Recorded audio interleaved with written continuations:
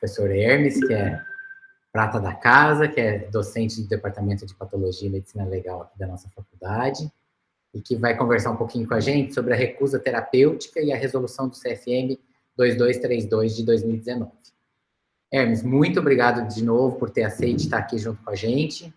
E se você quiser compartilhar, não sei se você vai ter alguma apresentação. Não, já vou deixar aqui, vou tentar compartilhar aqui, vamos ver.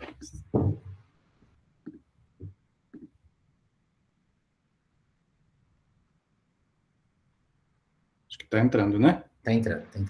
Entrou.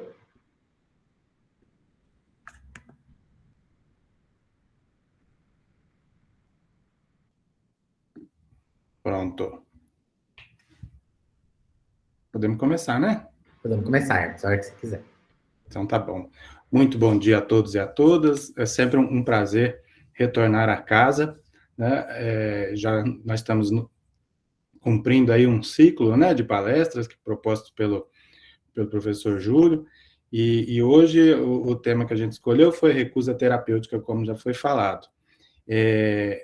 Eu gostaria de começar mostrando uma notícia que tem menos de 24 horas de publicação, saiu ontem no UOL, e que em um único grupo do Instagram que eu vi lá, essa notícia tinha mais de 4.000 comentários, então foi uma notícia que ontem movimentou as redes aí, que é essa aqui, não sei se o pessoal viu, né? Foi publicado ontem, 19/10/946. Justiça obriga a testemunha de Jeová a receber transfusão de sangue.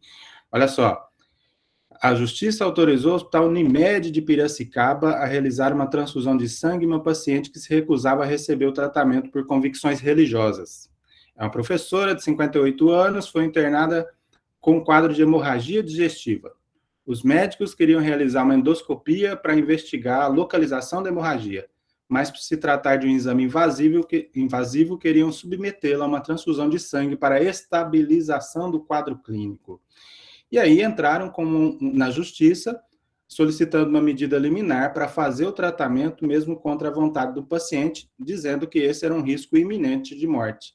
O juiz entendeu que o direito, entre aspas, aí, à vida se sobrepõe à convicção religiosa e, por conta disso, concedeu a liminar para fazer, mesmo contra a vontade da paciente. A paciente foi sedada e foi feita a transfusão. O que aconteceu? A paciente depois entrou com um processo, né? Agora já está andando com um processo contra o hospital, dizendo o seguinte, abre aspas lá para os advogados da paciente: a ideia de sedar um cidadão adulto e capaz para submetê-lo a tratamento médico invasivo soa totalmente descabida, inaceitável e irracional, disseram seus advogados à justiça. É assustadora. A defesa declarou no processo que a professora havia tomado uma decisão inequívoca, reconhecendo a responsabilidade por sua escolha, e que a Constituição não permite que um médico assuma a posse do corpo de um paciente a ponto de decidir por ele qual a melhor maneira de seguir sua vida. Trata-se de uma escolha existencial legítima baseada em crenças religiosas que não podem ser questionadas por outros.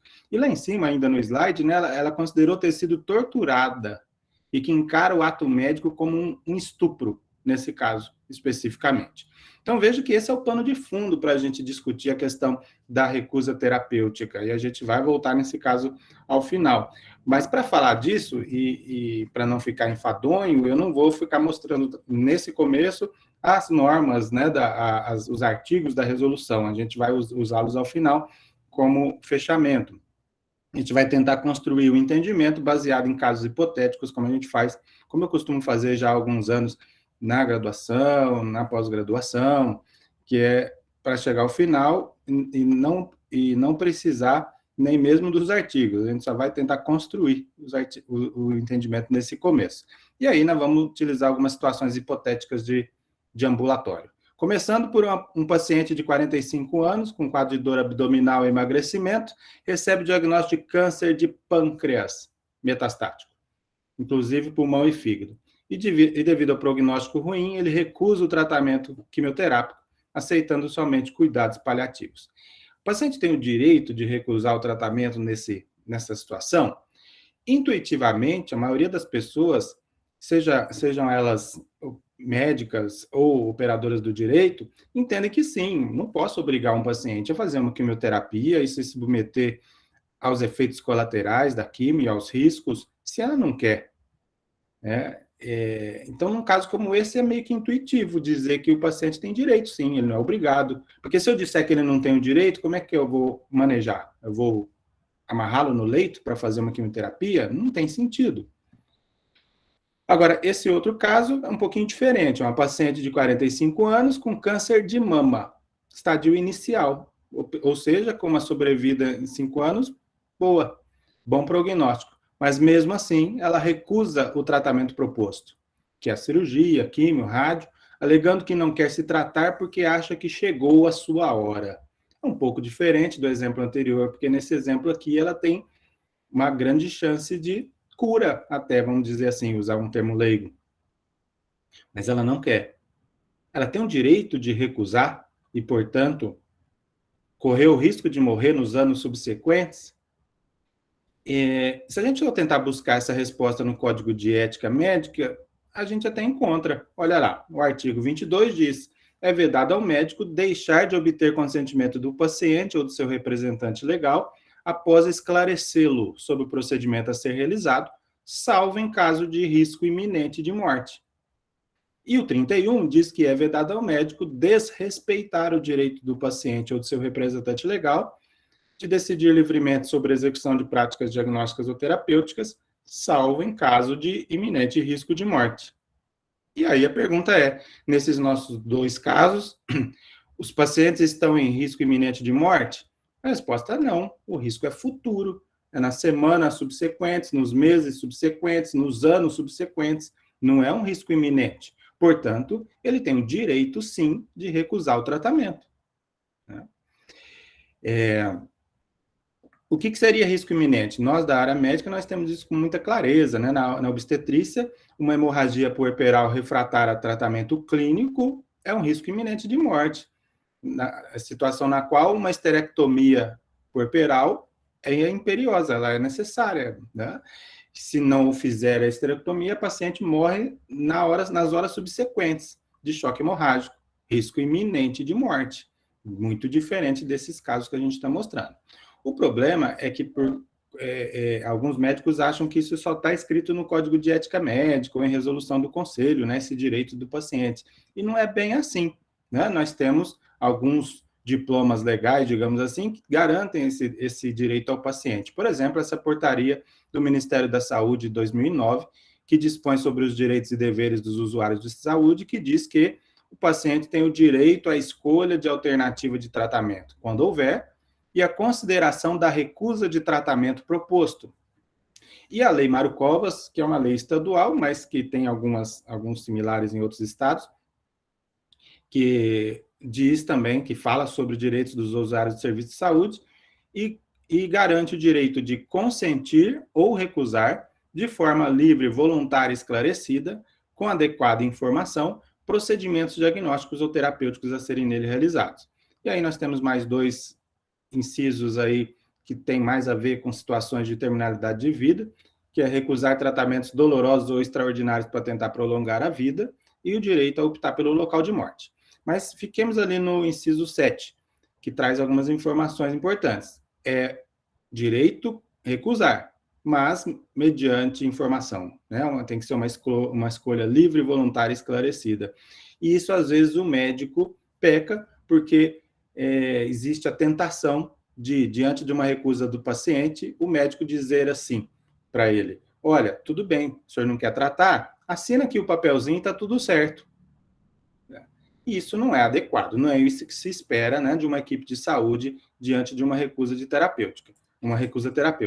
O que se espera é que esse paciente seja abordado por uma equipe multidisciplinar, porque às vezes o médico, às vezes não, na totalidade das vezes, o médico não está preparado para assumir sozinho essa abordagem, porque as motivações, né, pelas quais o paciente se recusa a tratar são várias. Por exemplo, às vezes o paciente tem informação equivocada quanto aos efeitos colaterais da quimioterapia, para a gente ficar nos exemplos que a gente utilizou. Ou então, a paciente está preocupada com seu filho que está em casa, ou com seus filhos, e se ela estiver fazendo quimioterapia, ela não vai dar conta de cuidar, e aí uma assistente social, uma enfermeira, uma psicóloga vai conseguir abordar esse paciente adequadamente e prestar as informações que são necessárias. E aí sim, mediante informação, o paciente faz a sua escolha, se ele quer mesmo ou não tratar.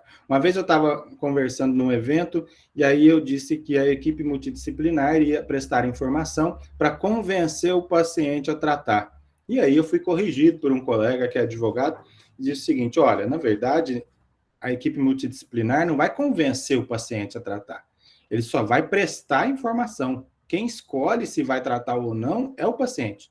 Porque a gente parte do pressuposto que nós, médicos, estamos com a razão e a gente tem que convencer o paciente daquilo. E não é bem verdade, porque aquilo que eu quero, que eu acho que é bom, não necessariamente, na visão do paciente, é bom para ele.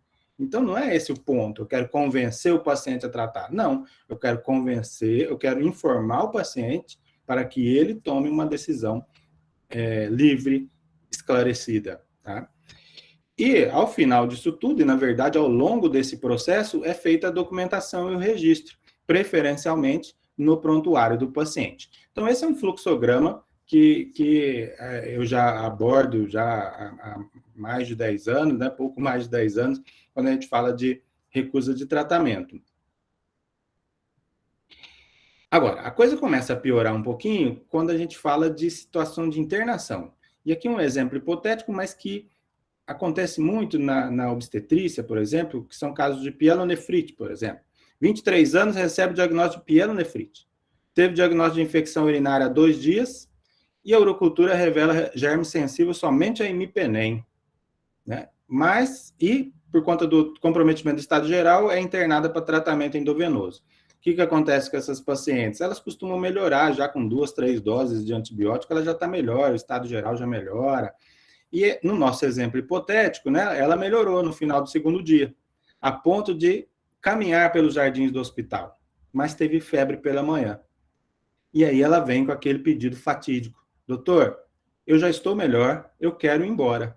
O médico avalia e diz, olha, a senhora teve febre pela manhã, não tem jeito, precisa de pelo menos 48 horas a febril. Na verdade, esse era o protocolo na minha época. Né? Na minha época era assim, né? 48 horas a febril, podia ter alta, agora eu já não sei mais, depois vocês me ajudam, né? Mas no nosso exemplo hipotético, ela teve aula de manhã, ela teve febre de manhã, não pode ir embora. Mas ela disse, doutor, eu vou embora de qualquer jeito, não adianta, né? Eu vou embora. O que eu faço? Eu, médico, diante dessa paciente, né? Essa é a situação na qual o médico fica na corda bamba. Por quê? Ele fica preocupado. Se a paciente tem pielonefrite, se eu deixar ela embora, tendo tido febre pela manhã, ela pode voltar pior, pode voltar em choque séptico, pode morrer, né? E aí eu tendo a dizer, não vou aceitar, né? Por outro lado, se eu disser que não vou aceitar, o que eu faço? Eu amarro a paciente? Eu algemo? Tranco a enfermaria? Então, essa é a corda bamba. Respeito a autonomia do paciente e conceda alta hospitalar, mesmo sabendo que essa decisão poderá trazer prejuízo à saúde? Ou eu me recuso a atender o pedido, mantendo o paciente internado mesmo contra a sua vontade, tendo como norte o princípio da beneficência, uma vez que o direito à vida é indisponível. E eu coloquei entre parênteses aí, será que é indisponível mesmo? Né? Essa é uma discussão boa, mas é do campo da bioética, a gente não vai travar aqui, né? E ao médico cabe zelar pela vida. Se a gente tentar nos socorrer, né, a gente tentar se socorrer dos artigos que a gente mostrou agora há pouco, olha só, o 22 fala que é vedado ao médico deixar de obter consentimento após esclarecê-lo, salvo em caso de risco iminente de morte. E o 31 fala basicamente a mesma coisa, que é vedado desrespeitar o direito do paciente, salvo em caso de iminente risco de morte. Então, a pergunta para o nosso caso hipotético é, a paciente está em risco iminente de morte ou não? Veja, pode ser que ela nem piore, ela tomou 3 doses de antibiótico, pode ser que ela não melhore. Medicina não é matemática, então não é risco iminente. E é nos próximos dias. Pode ser que piore, mas é nos próximos dias. Não é na hora. É muito diferente da nossa hemorragia puerperal refratária a tratamento. É muito diferente de um pneumotórax hipertensivo bilateral depois de um acidente automobilístico que eu preciso drenar. É muito diferente de um edema de glote. É muito diferente de uma bradicardia, de uma arritmia. Muito diferente. Não é risco iminente de morte, nesse nosso caso hipotético. E baseado nisso, eu poderia dizer, não é risco iminente, portanto, ela tem direito. O raciocínio está limpo e claro, né? Mas não é isso que acontece na prática quando a gente vai perguntar isso para as pessoas, para os médicos. Eu me lembro que esse mesmo exemplo hipotético eu mostrei num congresso de bioética aqui de Ribeirão Preto, e o pessoal do CREMESP, na época, disse o seguinte, não, nessa situação eu não dou alta. Aí eu perguntei assim, tudo bem, conselheiro, mas não dá alta e faz o quê? Ah, eu passo a bola para o diretor clínico. Eu falei, mas tudo bem, mas o diretor clínico é médico. O médico faz o quê? Ah, ele também não concorda. Ah, tá, mas faz o quê então? Ah, ele faz um boletim de ocorrência. Eu falei, mas não estou perguntando isso, eu estou perguntando o que faz com a paciente. Tranca, amarra, algema? E aí não tinha resposta. E aí qual foi a minha grande preocupação? Se o conselheiro do CRM não sabe me responder isso, o que eu vou esperar do operador do direito, do juiz, do promotor de justiça, do delegado? Então, a gente precisa dar respostas claras para essa situação. E aí, quando a gente vai buscar pareceres antigos do Conselho Regional de Medicina, olha só o que a gente encontrava lá. Isso em 2000, tendo sido o paciente devidamente esclarecido e não apresentando risco de vida iminente, o médico fica desobrigado de dar continuidade ao tratamento, bem como de emitir receita. E aqui, um de 97, o médico não será responsável por eventuais prejuízos causados à saúde do paciente na alta pedido sem iminente risco de vida. Tá? Parece que é condizente com a linha que a gente vem adotando, né? Mas olha só, na mesma época, se a saúde do paciente agravar-se em consequência da alta pedido, o profissional que a autorizou poderá ser responsabilizado pela prática de seu ato, no caso, por omissão de socorro, imprudência ou negligência. E olha essa outra. A assinatura pelo paciente da alta pedido não exonera a responsabilidade do profissional da saúde se a situação do paciente se agravar e for provado que houve ação imprudente ao deixá-lo partir. Durma-se com um barulho desse. Como assim? Porque se o médico, numa internação hospitalar, ele só está internado, tirando raras exceções, porque se ele ficar em casa, ele vai ter a saúde agravada, ele pode ter. É impossível garantir que um paciente que está internado vai ficar bem em casa, porque se eu puder garantir isso, ele não devia estar internado, ele devia estar em casa. Ele não devia estar internado. Como é que eu interno alguém que não precisa estar internado? Então, é um contrassenso, tá? Mas, felizmente, esses pareceres são antigos e, nas últimas 2 décadas, aí, o entendimento evoluiu e as coisas foram mudando, de modo que o nosso fluxograma aqui parece adequado, sim, como a gente vai mostrar daqui a pouquinho na resolução. Então, mesmo nessa situação de paciente internado, o fluxograma é o mesmo. Eu preciso acionar uma equipe multidisciplinar para avaliar as motivações do paciente ou da paciente, por que ela quer ir embora. Às vezes a questão é social, a criança, a filha dela, o filho dela está sozinho em casa, né? Às vezes a questão é de falta de entendimento. E aí, às vezes, se resolve com a abordagem da equipe. Mas mesmo que a paciente não queira fazer o tratamento e queira ir embora, tudo bem, ela toma a decisão, faz a escolha, né, exerce o direito à recusa terapêutica e isso vai estar documentado no prontuário. E com relação especificamente à documentação, vale comentar algumas coisinhas, né? Uma delas é que a gente deve evitar o termo de isenção de responsabilidade. Isso pega muito mal, porque dá a impressão de que o médico quer, diante de uma recusa terapêutica, pura e simplesmente lavar as mãos. Tudo bem, o senhor não quer, o problema é seu. Toma aqui um termo de recusa de tratamento, uma isenção de responsabilidade. E não é isso, né? O que se espera da equipe de saúde é aquele fluxograma que a gente acabou de mostrar, né? A preocupação com o paciente. Mas a documentação é importante, e a melhor forma de fazer isso, eu não tenho dúvida de que é anotar diretamente no prontuário, todo o processo de esclarecimento até chegar à recusa terapêutica. Mas se for utilizar um impresso, já pronto, não pode ser genérico, é o mesmo termo de recusa para todo mundo. Não, tem que ter espaço para anotação específica para cada caso do paciente. E esse impresso, ele tem que ter um nome lá em cima, né? Por exemplo, termo de recusa terapêutica, que é a expressão que o Conselho Federal de Medicina passou a utilizar a partir de 2019, ou então, termo de alta pedido contra indicação médica. Só termo de alta pedido eu não gosto muito, porque tem que ficar claro que foi contra a indicação médica. Porque existem alguns iluminados aí que entendem que se o médico concordou com a alta pedido, ele se responsabiliza.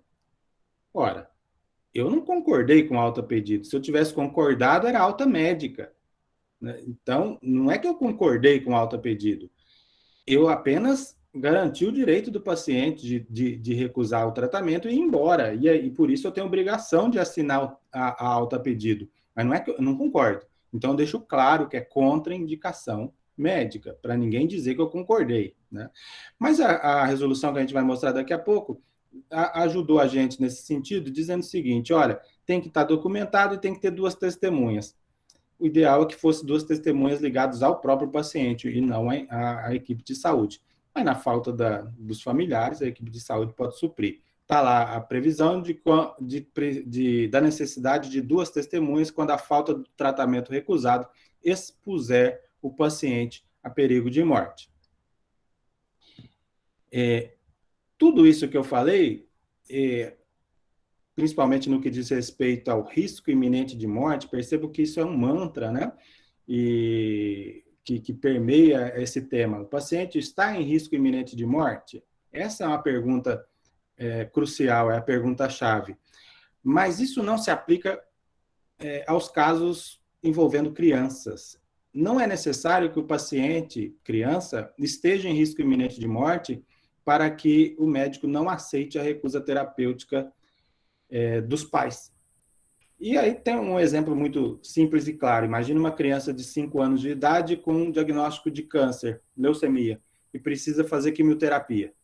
Vamos supor que os pais digam o seguinte, olha, nós não queremos tratar o nosso filho. A gente acha que chegou a hora dele, ele deve morrer. Não vamos fazer o tratamento. Será que o médico aceita a recusa terapêutica? Diz, tudo bem, eu faço o fluxograma lá, faço um termo de recusa terapêutica e tudo bem, leva a criança para casa e espera morrer?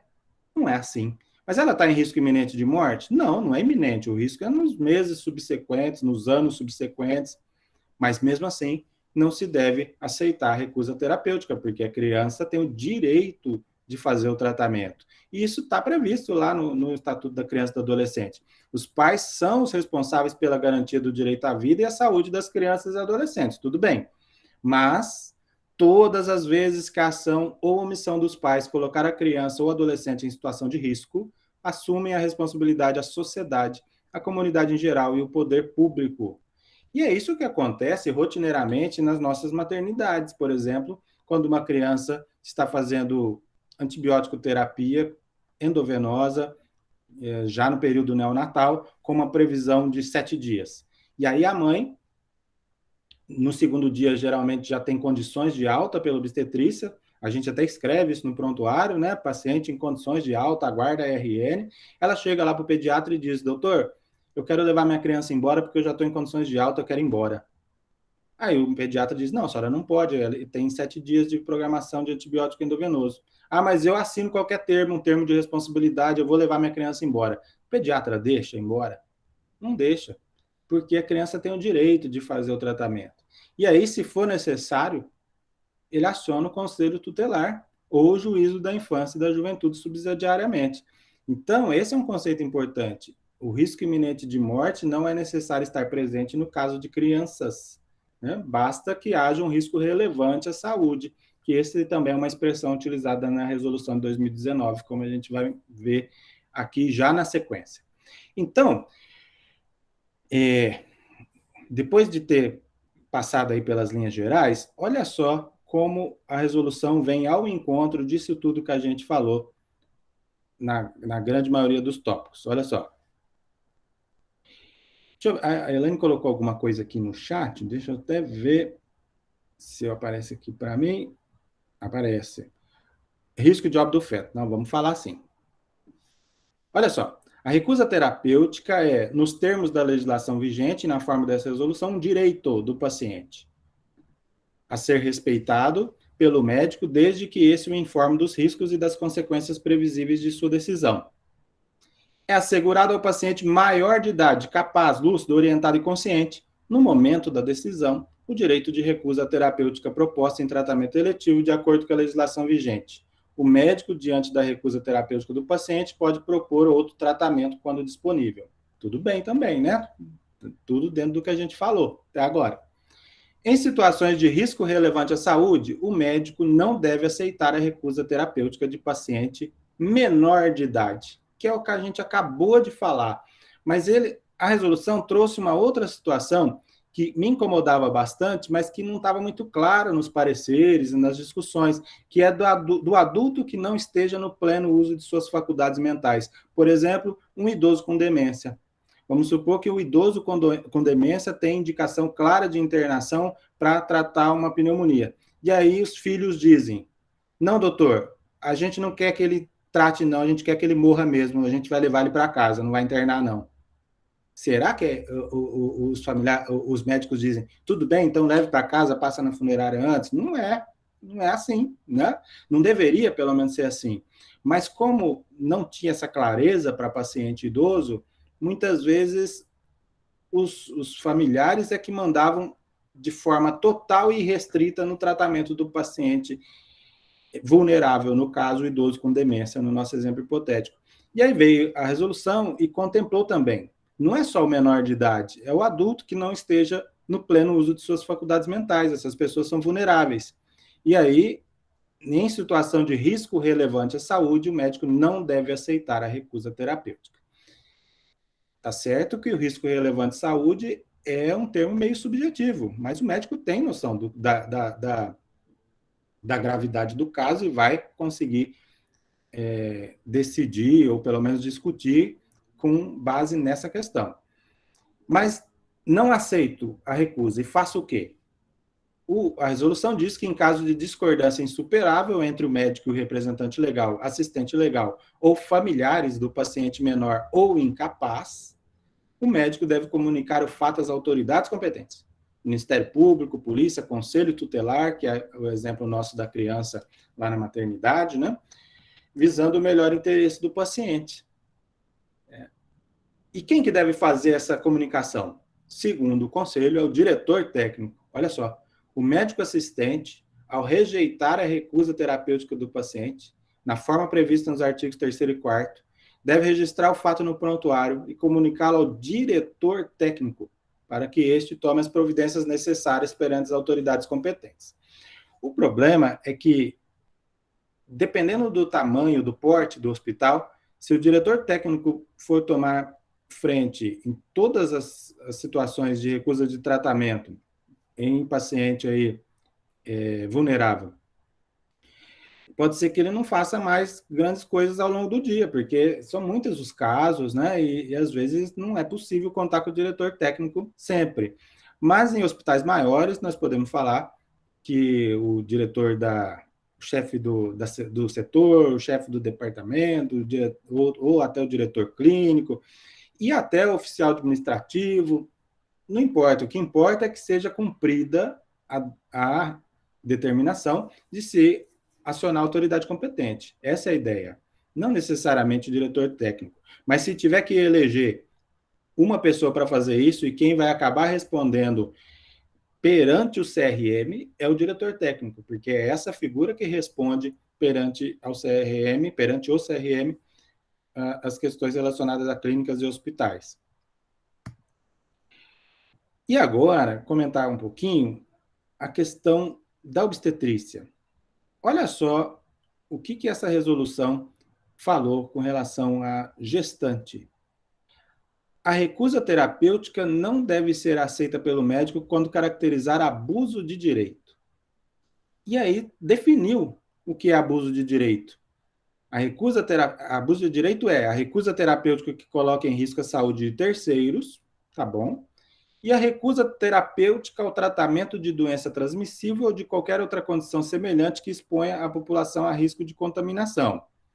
E olha só o parágrafo 2º. A recusa terapêutica manifestada por gestante deve ser analisada na perspectiva do binômio mãe-feto, podendo o ato de vontade da mãe caracterizar abuso de direito dela em relação ao feto, e que, por conta disso, o médico deveria não aceitar a recusa terapêutica. Eu me lembro que há alguns anos, falando lá na jornada do Sinhá Junqueira, né, de uma plateia grande de obstetras, né, centenas, talvez, de obstetras na plateia, uma situação hipotética que eu coloquei foi a seguinte: imagine uma gestante de 30 semanas com diabetes do tipo 1, que faz insulinoterapia e tem indicação de internação para controle glicêmico e controle de insulina, porque está fazendo lá picos de hipoglicemia, e a mãe se recusa a fazê-lo. E aí a mãe é informada: olha, se você não internar, pode acontecer de ter uma hipoglicemia, e aí ter o óbito fetal por conta dessa hipoglicemia, então o feto está correndo risco nessa situação, você precisaria internar. O pessoal está me ouvindo ainda? Tá, é porque precisaria internar. E aí eu perguntei assim para a plateia: essa paciente tem o direito de recusar o tratamento, levando em consideração que ela está colocando o feto em risco? Para minha surpresa, foi dividida as respostas. O pessoal levantava a mão. Não, eu acho que ela não tem o direito de recusar o tratamento, ela não tem direito de recusar a internação. E aí a pergunta na sequência é: tudo bem, não tem direito e faz o quê? Interna, amarra a paciente no leito, faz glicemia à força, faz insulina à força, e a dieta? Né, a dieta controlada, como é que você garante que ela vai comer a dieta que foi dada? Você vai fazer sondagem nasogástrica para ela comer a dieta? Aí, do ponto de vista operacional, o pessoal foi se dando conta de que não tem jeito. Como é que se obriga alguém a internar e fazer controle glicêmico se ela não quer? O mesmo vale, por exemplo, para uma paciente com HIV, com alta carga viral, que precisa fazer antirretroviral para diminuir o risco de transmissão vertical. Se ela disser ao médico: eu não vou fazer, como é que você obriga? Não tem jeito.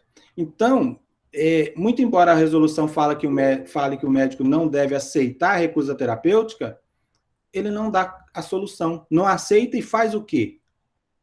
Não dá a solução.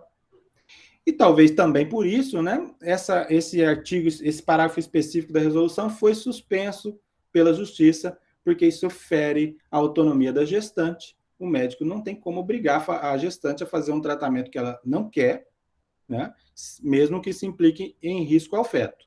A coisa muda um pouco de figura quando a gente está falando de risco iminente de morte.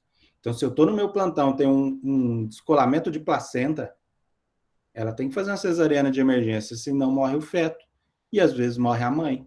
É risco iminente. No risco iminente, o médico está autorizado, sim, a fazer. É um prolapso de cordão, risco iminente de morte do feto. O médico está, sim, autorizado a fazer um procedimento mesmo contra a vontade da gestante, mas é diferente, concordam? É risco iminente. No risco iminente, o médico está autorizado. E, na verdade, a resolução entende que o médico até deve fazer o tratamento. Aqui já é o último slide, só para a gente fechar essa questão. Então, olha só: em situações de urgência e emergência que caracterizarem iminente perigo de morte, o médico deve adotar todas as medidas necessárias e reconhecidas para preservar a vida do paciente, independentemente da recusa terapêutica. Vai ao encontro daquilo que a gente vem falando. E a recusa terapêutica regulamentada nessa resolução deve ser prestada preferencialmente por escrito e perante 2 testemunhas, quando a falta do tratamento recusado expuser o paciente a perigo de morte. E no parágrafo único diz que, se não tiver como fazer por escrito, outros meios de registro são aceitos, desde que o meio empregado, incluindo a tecnologia com áudio e vídeo, permita sua preservação e inserção no respectivo prontuário. Então, o importante é que tenha registro dessa recusa. E arremata com 2 artigos. Não tipifica infração ética o acolhimento pelo médico da recusa terapêutica prestada na forma prevista nesta resolução. Então, do ponto de vista ético, o médico está respaldado para aceitar a recusa terapêutica do paciente quando ele não está em risco iminente de morte. E o último artigo revoga a resolução CFM 1021/1980. Que resolução é essa? É uma resolução que versava sobre transfusão de sangue em testemunho de Jeová, especificamente. E concluía, ao final, em meio a algumas barbaridades, que o médico deve fazer a transfusão se tiver em risco iminente de morte. E aí, com a revogação dessa resolução, o Conselho passou o seguinte recado: olha, a recusa à transfusão de sangue, a receber sangue, é uma recusa de tratamento como qualquer outra, apenas a motivação é diferente. A recusa de receber sangue, por exemplo, pode ser motivada pelo medo de contrair uma infecção viral, né? Por exemplo, que escape a triagem sorológica, porque está na janela sorológica, então eu tenho medo de contrair vírus, por conta disso eu não quero receber transfusão. Tudo bem, recusa de receber transfusão. Ou a minha motivação pode ser religiosa, mas é uma recusa, como qualquer outra. E aí, em risco iminente de morte, eu devo fazer a transfusão, mesmo contra a vontade do paciente. O problema nessa situação de transfusão, que foi a situação que a gente inaugurou aqui a nossa conversa, né? Aquela notícia de ontem, a notícia dizia o seguinte: a mulher de 58 anos tinha uma hemorragia digestiva, precisava fazer uma endoscopia diagnóstica e precisava fazer uma transfusão. E aí entrou com um pedido liminar. E o juiz decidiu. Quanto tempo demorou isso? Em média, demora 2 dias, pelo menos, porque tem que acionar o jurídico fazer uma peça, entrar na justiça, ir lá pessoalmente despachar com o juiz, ou agora por videoconferência, mas tem que despachar com o juiz e o juiz tem que emitir uma resolução, uma decisão liminar. Isso demora uns 2 dias. Ora, se pôde esperar 2 dias para transfundir, não era risco iminente de morte. Risco iminente é assim, risco iminente de verdade não dá tempo de pedir para o juiz, de solicitar ao juiz. Não dá tempo de solicitar. Então, se deu tempo, é porque não era risco iminente de morte. E se não é risco iminente de morte, talvez essa paciente teria que ter o seu direito respeitado. Então, essas são as linhas gerais da recusa terapêutica, né, que nós programamos para conversar hoje. Muito obrigado. Eu estou disponível aí para a gente discutir alguma coisa. Vou ver se eu consigo parar a apresentação aqui. Excelente, Hermes. Mais uma vez, muito obrigado. Como sempre, excelentes apresentações. É um tema extremamente controverso, né?